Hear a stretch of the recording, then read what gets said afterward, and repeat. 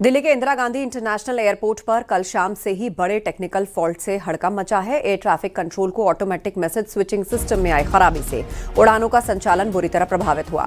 जानकारी के मुताबिक एयर ट्रैफिक कंट्रोल में इस्तेमाल होने वाला ऑटोमेटिक मैसेज स्विचिंग सिस्टम यानी कि AMSS अचानक फेल हो गया और उसकी वजह से flight plan data control room तक नहीं पहुंच पा रहा था और इस गड़बड़ी के चलते 100 से ज्यादा घरेलू और इंटरनेशनल फ्लाइट्स में या तो देर हुई या लंबे वक्त तक वो होल्ड पर रही। बताया गया कि सिस्टम फेल होने से फ्लाइट प्लान का डेटा ATC को नहीं मिल रहा था। मैनुअल प्रोसेस से काम चलाया गया। इससे टेक ऑफ और लैंडिंग दोनों में देर हुई। एयरपोर्ट अथॉरिटी और GMR की टीमें सिस्टम ठीक करने में जुटी हैं। दिल्ली एयरपोर्ट में आज टेक्निकल ग्लिच के चलते, टेक्निकल प्रॉब्लम के चलते जो फ्लाइट्स टेक ऑफ करनी है उनमें डीले बढ़ता जा रहा है, यानी कि वो फ्लाइट देरी से उड़ान भर रही है। इस वक्त मेरी मौजूदगी इंदिरा गांधी इंटरनेशनल एयरपोर्ट में है।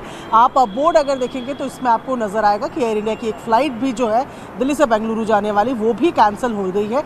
इसके अलावा अगर बात करें तो इस वक्त जो जानकारी मिल रही है ऑन ग्राउंड जो तकरीबन 100 के लगभग फ्लाइट्स है जिन पर इसका असर पड़ा है और AAI यानी कि एयरपोर्ट्स अथॉरिटी ऑफ इंडिया की तरफ से जो जानकारी दी गई है उसमें बताया गया है कि ऑटोमेटिक मैसेज स्विचिंग सिस्टम में कोई टेक्निकल इशू था जो कि ATC को सपोर्ट करता है, जिसके चक्कर में ये डीले हुए। अब इन जो फ्लाइट प्लान्स हैं उनको मैनुअली किया जा रहा है जिसमें थोड़ा समय लगेगा और यही कारण है कि जो फ्लाइट के डीले हैं वो बढ़ रहे हैं। ऐसे में तमाम एयरलाइंस जो है वो सोशल मीडिया के साथ साथ पैसेंजर्स को ये जानकारी दे रही हैं कि अगर आज आपकी फ़्लाइट दिल्ली एयरपोर्ट से है तो ऐसे में आप अपनी एयरलाइन से बातचीत कर ही बाहर निकले कि कितना समय डीले में लगेगा।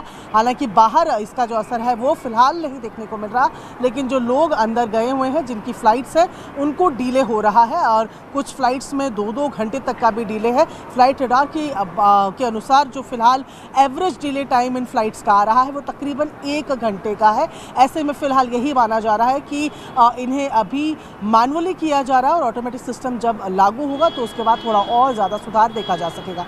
कैमरा पर्सन जयपाल रावत के साथ प्रियंका कांडपा, न्यूज़ 18 इंडिया दिल्ली।